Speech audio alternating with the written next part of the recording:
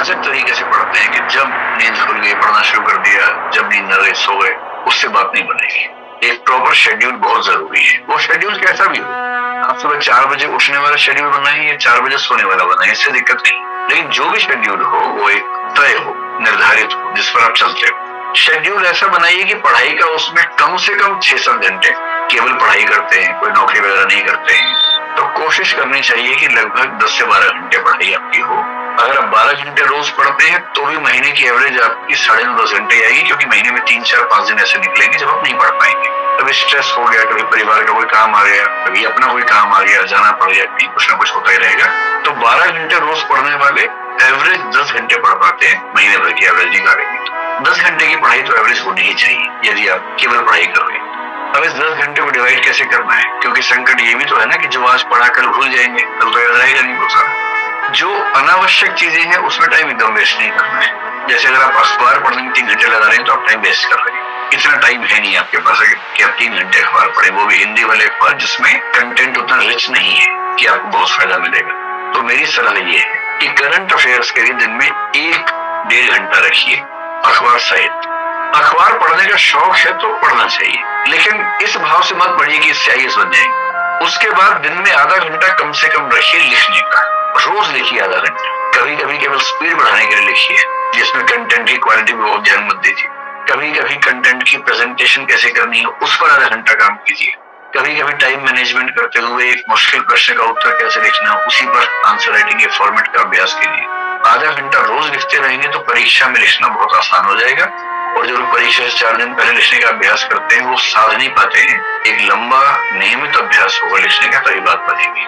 2 घंटे हो गए, अब जो आपके पास बचे 7-8 घंटे मान लेते पढ़ने के बचे, उनमें कम से कम 5 घंटे पढ़िए नया।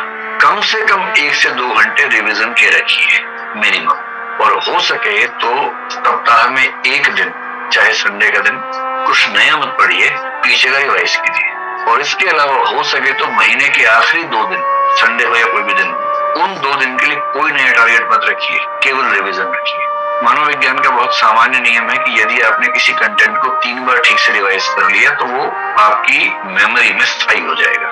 जैसे आपने 3 तारीख को कुछ पढ़ा, तो 3 तारीख को जो पढ़ा है उसकी एक रिवीजन 3 या 4 तारीख को ही हो जानी चाहिए। उसकी अगली रिवीजन उस सप्ताह के अंत में हो जानी चाहिए, संडे के दिन कर लीजिए तो वो आपकी एक वीकली रिवीजन हो गई। उसकी तीसरी रिवीजन महीने के आखिरी दिन में हो जानी चाहिए। जहां आपने किसी कंटेंट को उस दिन, उस सप्ताह के अंत में और महीने के अंत में 3 बार रिवाइज कर लिया ठीक से, तो फिर वो आपकी स्मृति में लगभग स्थायी हो जाता है। इतना स्थायी है कि एग्जाम से पहले उसको जैसे देखेंगे आपको याद आता है, उतना ही चाहिए परीक्षा। तो टाइम मैनेजमेंट का एक मोटा मोटा खाका मैंने आपको बता दिया। एक तो शेड्यूल बनाइए एनुअल, मंथली, डेली, कि पूरे साल का टारगेट ये है। साल के टारगेट को महीने में बांट के देखेंगे तो जनवरी में ये, फरवरी में ये, मार्च में। फिर महीने का टारगेट ध्यान में रखते हुए डेली टारगेट बना लीजिए कि आज मुझे इतना पढ़ लेना है। मैंने आपसे पहले ही कहा कि शेड्यूल मानवीय बनाइएगा, बहुत मुश्किल मत बनाइए, वरना क्या होगा 2 दिन आप शेड्यूल पे चलेंगे फिर हाफ के बैठ जाएंगे, उसका फायदा नहीं है।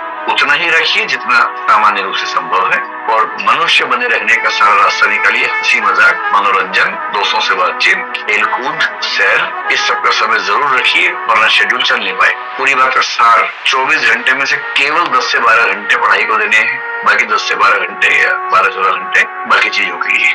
जो 12 घंटे पढ़ाई के लिए है या 10 घंटे पढ़ाई के लिए है, उनमें से 1.5 घंटा करंट अफेयर्स अखबार सहित, आधा घंटा कम से कम लिखने का अभ्यास प्रतिदिन, ये 2 घंटे हो गए।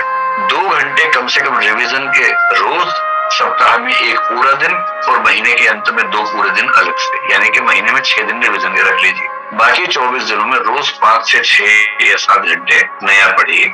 ये शेड्यूल मेरे ख्याल से आपको सबसे ज्यादा हेल्प करेगा। जो 5 से 7 घंटे पढ़ना है वो आप एक चीज भी पढ़ सकते हैं, बांट भी सकते हैं। अगर आपकी नेचर ऐसी है कि अगर मैं संविधान पढ़ूं तो संविधान ही पढ़ूंगा जब तक खत्म नहीं हो जाएगा, वो भी ठीक।